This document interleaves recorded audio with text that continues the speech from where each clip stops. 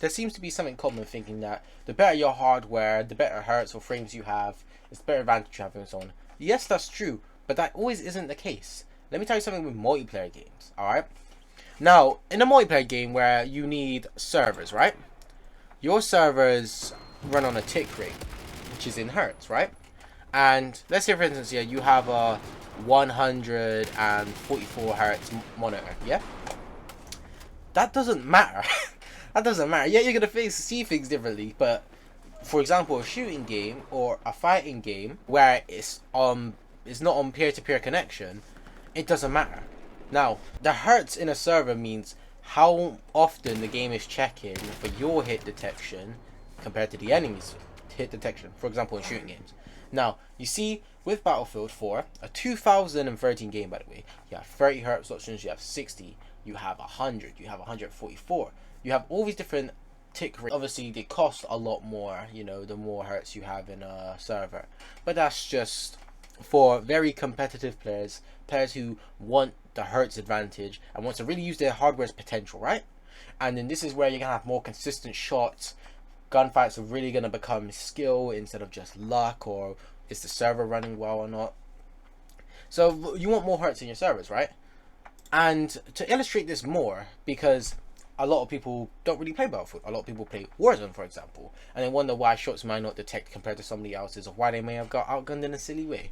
Now, we're gonna see what tick rate Warzone runs on, and with a single Google, we found out by True Game Data, which is you know, the provider of all stat spreads and stuff like that.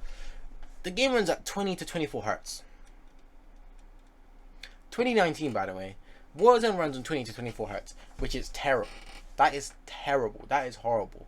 So it's outdated. It's outdated. It's just cheap.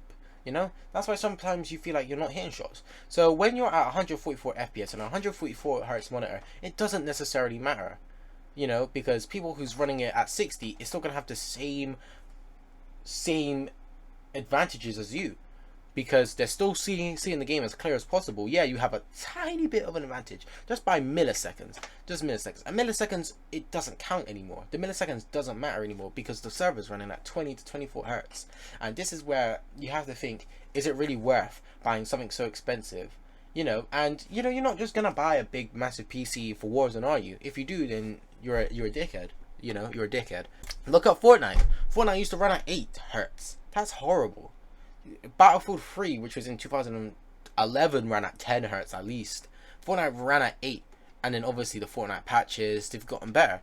They've gotten up to 20 hertz. And now they're on 30 hertz. I think they're still on 30 hertz. It just goes to show you, you know, that your PC hardware, yes, it can hold you back. But in the grand scheme of these popular games, it doesn't really matter. We'll look at something like Apex Legends is at 20 hertz as well, and you know, that could be for the better. It can make gunfights, you know, like not everybody's going to be losing gunfights because they're just being outplayed. Sometimes they will get that lucky, but it's like people are forking out so much money for multiplayer games where it doesn't necessarily matter. And with games like Battlefield 4, it makes a difference. It makes a difference. Yeah, it's a slight difference, but it makes the difference. It's more noticeable. So, CS:GO, 64 hertz a second, right? And it could go up to 144 hertz. That is a very old game, and those servers ain't exactly that cheap. Yeah, they're still relatively cheap, but they're not that cheap. You know what I'm saying? So it would cost a bit more, but that's why it's so consistent on CS:GO. That's why competitive players buy really powerful hardware for a free game, because it does make the difference. CS:GO, it makes the difference. Stuff like Warzone and Apex and Fortnite, it doesn't make the difference. It doesn't make the cut, you know? And it just goes to show of why people shouldn't be forking out so much money to have such great hardware for games that doesn't really support it. I just wanted to make a video about just how your hardware is cucking you. No, how the servers are cucking your hardware.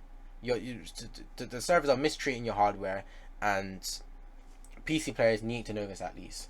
PlayStation or Xbox players, this doesn't really matter to you. You're not getting more than 60 frames per second most of the time anyways. You're mainly on 30, so it doesn't affect you as much as a PC player would. On PS4 Pro now, or Xbox Series X, or PS5, you're getting, Jesus Christ, like, it doesn't matter how powerful your hardware is. Yeah, it could run the game a lot more better, but in the grand scheme of things, it really doesn't matter.